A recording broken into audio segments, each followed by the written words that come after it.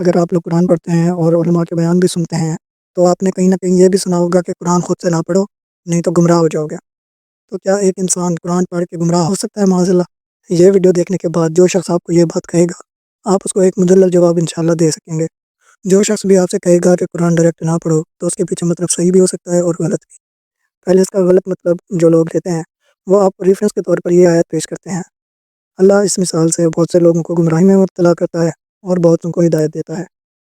سب سے پہلے تو آپ کو یہ جان لینا چاہیے کہ یہ قرآن کی پوری آیت نہیں ہے، اور یہ بالکل آؤٹ آف کنٹیکسٹ آپ کو پیش کی جاتی ہے۔ اس لیے آپ کو ایسے شخص سے پوچھنا چاہیے کہ کیا قرآن ہدایت کی کتاب ہے یا پھر یہ ایک گمراہی کی کتاب ہے۔ ظاہر ہے قرآن ایک ہدایت کی کتاب ہے، کیونکہ اللہ تعالیٰ نے کئی جگہ پہ ارشاد فرمایا ہے، جیسے رمضان کا مہینہ وہ ہے جس میں قرآن نازل کیا گیا جو لوگوں کے لیے سراپا ہدایت ہے۔ تو اگر قرآن ایک ہدایت ہے تو پھر یہ کسی کو بھی گمراہ کیسے کر سکتا ہے؟ بات یہ ہے کہ قرآن اپنے پڑھنے والے کو کبھی بھی گمراہ نہیں کرتا۔ اگر آپ پوری آیت پڑھو گے تو آپ کو پتہ چلے گا کہ اللہ نے یہ اصل میں فاسق لوگوں کے لیے کہا ہے۔ اللہ اس مثال سے بہت سے لوگوں کو گمراہی میں مبتلا کرتا ہے اور بہتوں کو ہدایت دیتا ہے، مگر وہ گمراہ انہی کو کرتا ہے جو نافرمان ہے، جو فاسق کا مطلب ہے۔ اس آیت کا پس منظر یہ ہے کہ مشرکین کے اعتراضات میں سے ایک اعتراض یہ بھی تھا کہ اللہ اگر اتنا بڑا ہے تو وہ مچھر، چونٹی، مکڑے جیسی چھوٹی چھوٹی چیزوں کی مثالیں کیوں دیتا ہے؟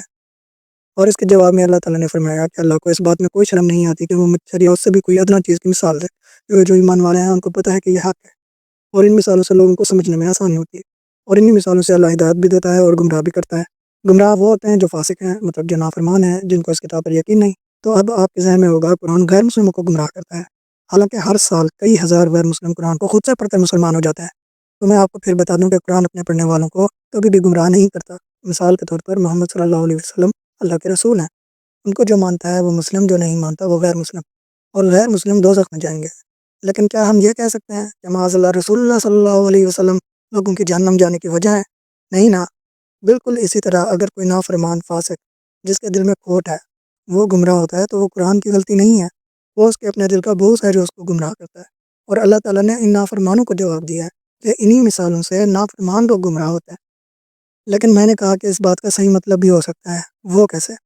تبلیغی جماعت میں جو آپ کو ایسا کہتے ہیں ان کے کہنے کا مطلب ہوتا ہے کہ کسی عالم کے زیر نگرانی پڑھو، لیکن یہ بات بھی آدھی ٹھیک ہے اور آدھی غلط ہے۔ دیکھو بھائی، معاذ اللہ قرآن گمراہ کرتا ہے، یہ اپنے آپ میں ہی بہت بڑی گمراہی ہے۔ اصل میں قرآن میں دو طرح کی آیات ہیں، محکمات اور متشابہات۔ ٹھیک ہے، اللہ تعالیٰ کا ارشاد ہے، وہی اللہ ہے جس نے تم پر کتاب نازل کی ہے، جس کی کچھ آیتیں تو محکم ہیں جن پر کتاب کی اصل بنیاد ہے، اور کچھ دوسری آیتیں متشابہ ہیں۔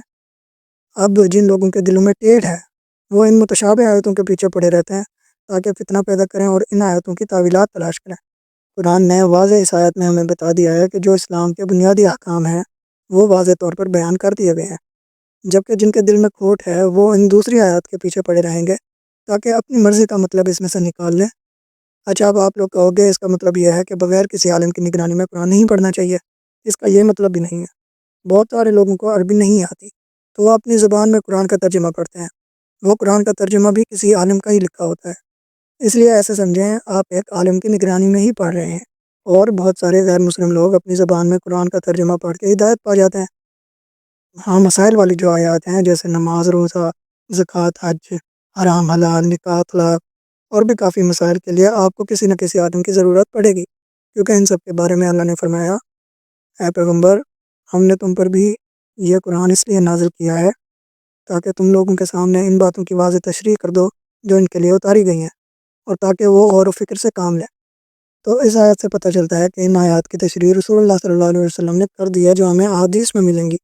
اس لیے قرآن پڑھنے کا طریقہ بھی یہ ہے کہ آپ قرآن ترجمے کے ساتھ پڑھو اور ہدایت حاصل کرو، اور جس آیت کی سمجھ نہ آئے اس کا خود سے اپنی مرضی کا مطلب نکالنے کی بجائے آپ کسی عالم سے پوچھ لیں جس کے پاس قرآن اور احادیث کا علم ہو۔